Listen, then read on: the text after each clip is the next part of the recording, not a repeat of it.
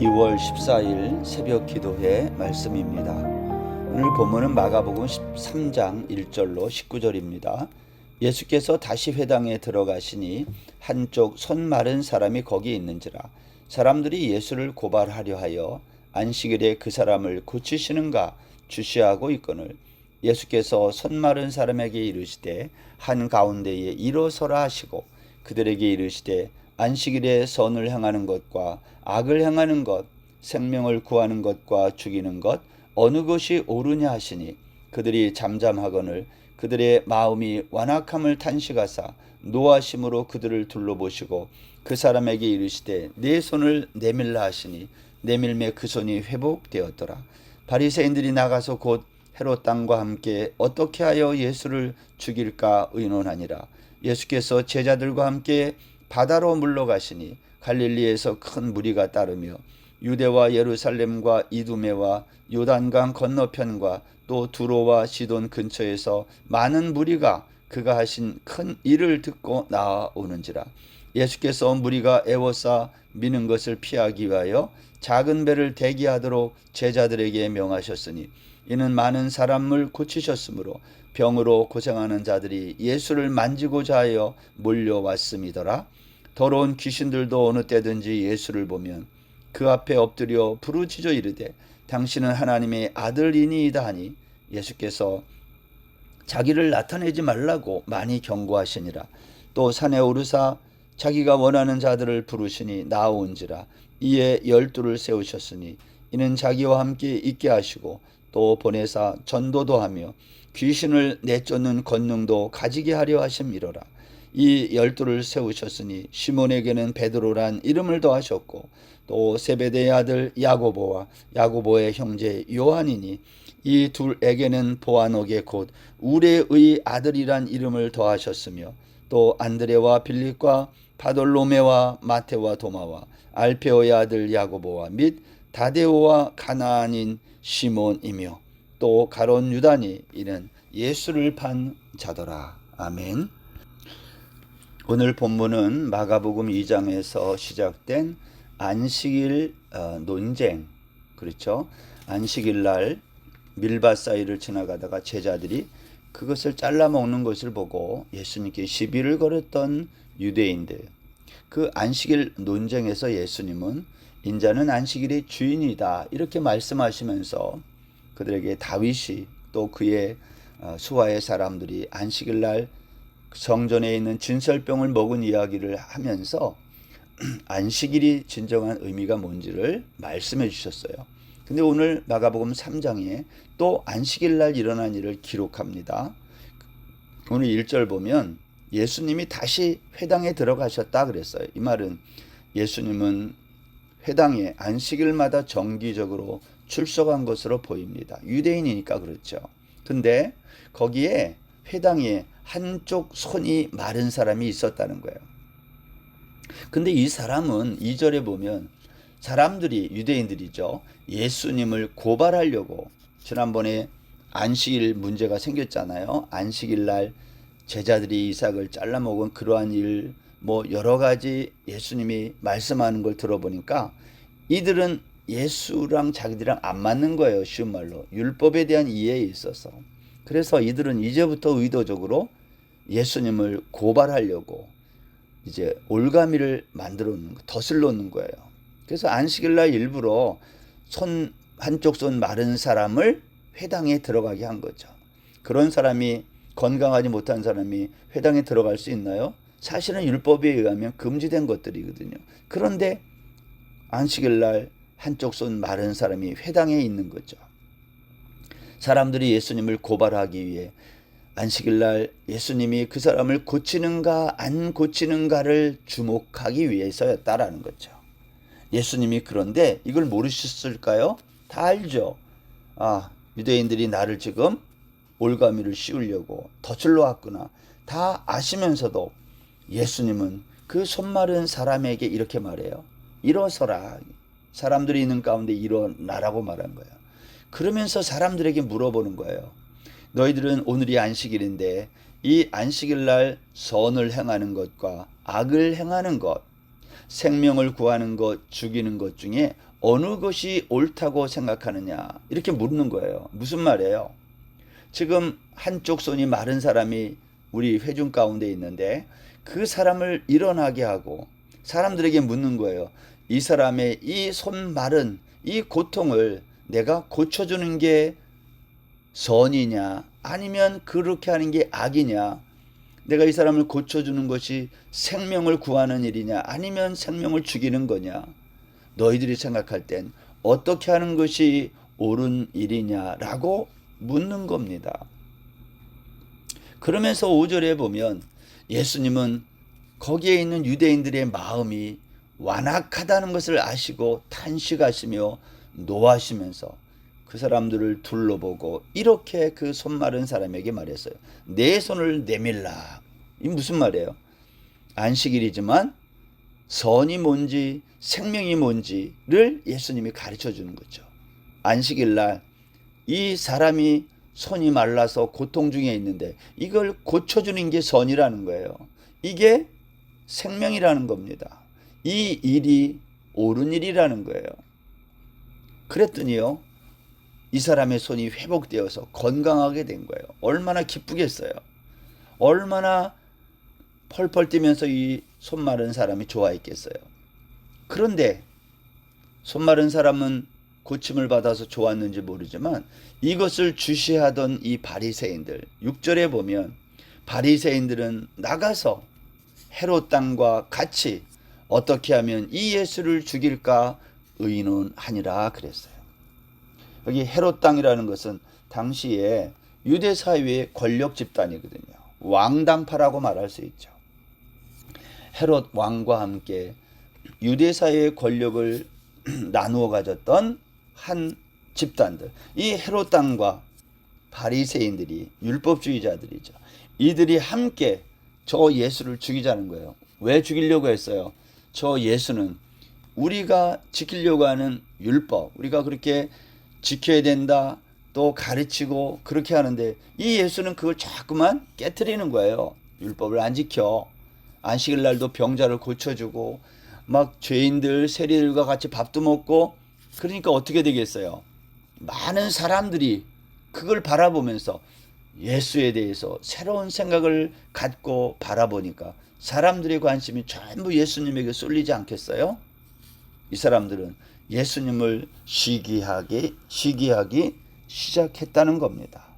저놈을 그냥 놔뒀다가는 자기들에게 위기가 올 거라는 것을 직감한 거예요.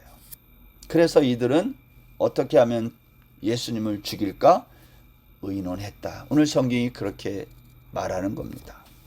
사랑하는 여러분, 오늘날에도요, 신앙생활을 율법주의에 매여서 문자적으로 율법을 지키며 살아가려고, 그것이 옳은 길이라고 생각하는 사람들이 적지 않게 있어요.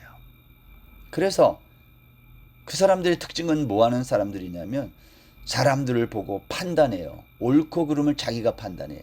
문자적인 율법의 기준을 가지고 오늘 여기 회당에서 사람들이 예수를 고발하려고 일부러 한쪽 손 마른 사람을 안식일 날 회당에 들어가 앉게 한 거 아닙니까? 이 사람을 고치는가 안 고치는가. 고치면 예수를 고발하고 죽이기 위해서 올무를 놓은 거잖아요. 여러분, 신앙생활을 이렇게 하는 것은요, 정말 악한 거예요. 사람을 판단하는 거예요. 뭘 가지고? 행위를 가지고. 그 사람은 마음속에 악이 있어도 그것을 행동으로 나타나지 아니하면 사람들이 착하다 그래요. 근데 속에는 악이 가득해. 근데 겉으로 드러나지는 않아요. 여러분, 근데 하나님은 우리를 어떻게 보세요? 예를 들면 이런 거죠. 안식일을 잘 지켜요. 유대인들은 안식일을 지키기 위해서 아주 부칙 같은 걸 만들어 놨어요. 그걸 39가지나 만들어 놨어요. 자세하게 만들어 놨어요. 자기들이 지킬 수 있는 것만 만들어 놨어요. 근데 어떤 사람은 그걸 지킬 수 없어. 한 가지 예를 들면 이런 겁니다. 오늘날 이제 주일날 예배를 드려야 되는데 어떤 사람은 주일마다 일을 해야 먹고 사는 사람이 있어요. 그럼 그 사람은 주일을 못 지켜. 예배 못 드려. 그럼 그 사람은 신앙이 없는 거예요. 주일날 먹고 살기 위해서 일해야 되는 사람을 생각해야 돼요. 주일이지만 직장에 나가야 되고 해야 될 일을 해야 되는 사람. 근데 우리는 그걸 보고 뭐라고 말해요? 저 사람은 주일을 못 지킨다는 거예요. 신앙이 없다는 거예요. 이렇게 단순하게 말할 수 없다는 겁니다. 오늘날 바리새인과 같이 사람을 자기들이 가지고 있는 기준으로 이렇게 판단하려고 하는 것, 이것이 얼마나 악한 것인지 예수님은 그걸 보고 탄식하고 노하셨다. 그래서 예수님은 여러분, 한쪽 손이 말라 있는 사람을 꼭 안식일을 고쳐야 돼요. 이러한 논쟁을 피하기 위해서 그 다음날 고쳐도 돼요. 안식일이 아닌 다른 날. 근데 예수님이 그렇게 하지 않고 그날 고쳐요. 알면서도. 이유가 뭘까요? 안식일의 진정한 뜻이 뭔지를 사람들에게 가르쳐 주려고 하는 거예요. 너희들이 얼마나 악한지를 드러내신 거예요. 오늘 본문 7절 이하에 보면 예수님이 이와 같은 안식일날 바리새인들과의 이 긴장 관계를 아시고 제자들과 함께 다시 바다로 물러갔다 그랬어요. 7절에 보면. 그랬더니 거기에서 큰 무리가 또 예수님을 따라왔다. 8절에 보면 갈릴리에 있는 사람들뿐만이 아니라 남쪽에 있는 남유다 사람들, 예루살렘, 저쪽에 이두메 지방 사람들, 강 건너 사람들, 저기 북쪽에 두로와 시돈, 거기에 있는 사람들이, 온 무리들이 예수님이 하신 큰 일을 듣고 나왔다 그랬어요. 여기 예수님이 하신 큰 일이 뭘까요? 하나님의 나라의 시작을 알리는 일. 하나님이 이 세상을 창조하신 창조주로, 왕으로 이제 통치하시는데 구약 성경에서 예언했던 그 놀라운 메시아의 사역을 이제 시작하고 있는 거예요. 그게 병자를 고치는 일, 귀신을 쫓아내는 일, 안식일 날 또 진정한 의미가 뭔지를 드러내는 일, 이러한 일들을 통해서 사람들에게 소문이 나자 사람들이 이걸 듣고 나온 거예요. 야, 새로운 시대가 정말 시작됐나 보다 하면서 사람들이 물밀듯이 모여들 때에 예수님께서, 여기 본문에 한번 보세요. 예수님은 이들을 피해서 작은 배를 대기하도록 제자들에게 명하셨다. 우리 같으면 야, 내 인기가 올라가는구나, 내가 이 인기를 이렇게 이용해서 내가 한번 한 자리 해야지, 우리 보통 그런 생각 같잖아요. 인기가 많아지면. 근데 예수님은 오히려 그 무리들을 피해서 다른 곳에 가려고 했다는 거예요. 그러면서 많은 사람들이 예수님을 만지고자, 왜? 병을 고치시고 병 때문에 고통하는 사람들이 예수님께 오기만 하면 고침을 받으니까, 또한 더러운 귀신들 들린 사람들, 이들도 예수님 앞에 오기만 하면 귀신들이 다 떠나가니까, 그러면서 예수님이 하나님의 아들이라는 것을 드러내니까, 이게 얼마나 놀라운 일이 그 갈릴리 땅에 나타난 겁니까? 이때에 예수님이 이렇게 말씀했어요. 12절에 보면 예수께서 자기를 나타내지 말라고 경고하시니라. 예수님께서 자기를 나타내지 말라는 말은 예수님이 메시아라는 것을 너희들 나타내지 말라 경고했다는 거예요. 왜 예수님은 당신이 메시아라는 것을 나타내지 말라고 했을까요? 그것은 예수님의 때가 아직 이르지 않았기 때문에, 예수님이 십자가에서 이 하나님의 이 놀라운 구속 사역을 완성할 때가 아직 안 됐는데 사람들이 자꾸만 메시아라고 잘못된 정보를 사람들에게 알리면 그 예수님의 공생의 사역에 이 시간표에 맞지 않기 때문에 예수님은 계속 금지하는 거예요. 그럼에도 불구하고 사람들이 예수님을 따라다니며 예수님이 메시아라고 사람들은 말하기 시작했던 거예요. 그러나 정치적인 메시아로 잘못 알아가지고 참된 예수님의 이 땅에 오신 목적은 그들이 몰랐다라는 거예요. 그걸 오늘 마가가 얘기하는 거 아닙니까? 뿐만 아니라 바리새인들은 율법을 지키지 않는 이 예수를 어떻게 하면 죽일까? 왜냐하면 자기들은 율법주의로 살아가는 사람들인데, 그 율법 때문에 먹고 사는 사람들인데 예수가 그것을 파기하니까 바리새인들은 또 헤롯 당들은 같이 힘을 모아서 예수를 죽이려고 했다. 오늘 마가복음 3장은 그러한 분위기 속에서 오늘 13절부터 19절까지 보면 예수님이 12제자를 부르시는 장면을 소개하고 있습니다. 또 산에 오르사 자기가 원하는 자들을 부르시니 나온지라. 제자를 예수님이 불렀다는 겁니다. 여러분, 보통 당시에 제자는 어떻게 해요? 내가 어떤 스승을 모시고 싶으면 사람들이 그 스승을 따라가서 나를 제자로 삼아주세요. 보통 이렇게 하잖아요. 근데 성경에서 예수님이 제자를 부르시는 것은 예수님이 직접 불렀다는 거예요. 이것은 하나님께서 우리를 부르시고 일꾼을 삼으실 때의 방법이에요. 우리가 예수님을 따라다니면서 내가 주의 일꾼 되겠습니다, 이렇게 해서 되는 게 아니라는 거예요. 하나님의 은혜가 우리에게 임하면 하나님이 우리를 부르시는 거예요. 12제자를 그렇게 불렀다. 14절에 보면 12를 불렀는데 예수님은 이들을 왜 불렀다고요?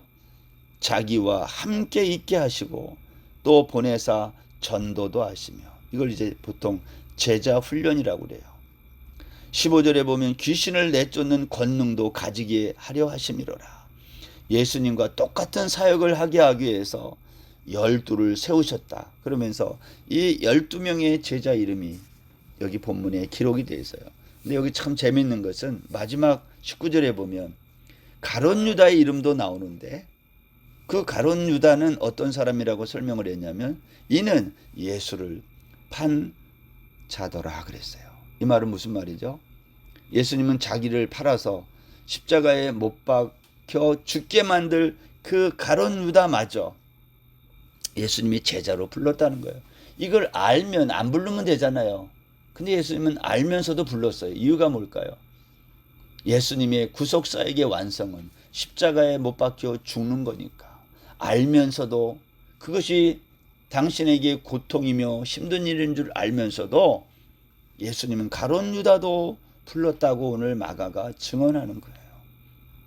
우리가 오늘 예수님이 12제자를 부르시고 많은 사람들에게 새 시대를 선포하고 또 놀라운 일들을 일으키시고 안식일날 논쟁이 일어나면서도 진정한 안식일의 뜻이 뭔지 유대인들에게 알려주면서 예수님은 이제 12제자를 부르시면서 본격적인 공생의 사역을 시작하게 되는 거죠. 저와 여러분은 예수님이 부른 제자들이에요. 우리가 예수님 우리를 불러주세요 그렇게 한 게 아닙니다. 주께서 우리를 택하시고 불러주셨어요. 그리고 제자를 삼으시고 제자로서 이 땅을 살아갈 수 있도록 권능도 주시고 예수님과 같은 일을 하도록 부르셨다는 겁니다. 오늘 제자로 부름받은 저와 여러분들이 예수님이 이 땅에 공생의 기간 동안 하셨던 일들을 우리가 바라보면서 우리도 그 사명을 잘 감당해내는 신실한 주의 제자들 다 되시기를 바랍니다. 기도하겠습니다. 하나님 아버지, 우리같이 연약한 자를 주의 백성으로 제자 삼아 주시고 귀한 복음 전파에 동참시켜 주신 거 감사합니다. 오늘 하루도 하나님 이 땅에서 새 시대의 일꾼으로 저희들이 잘 살아갈 수 있도록 은혜 베풀어 주옵소서. 특별히 우리 가운데에 하나님 여전히 문자적인 율법에 매여서 하나님 남들을 쉽게 정죄하고 판단하는 일에 익숙한 사람들이 있다면 용서해 주시고 우리가 참된 하나님의 진리의 말씀을 사람들에게 긍휼과 사랑의 말씀을 증거할 수 있는 저희들 다 되게 하여 주옵소서. 예수님의 이름으로 기도드립니다. 아멘. 오늘 하루도 평안하세요.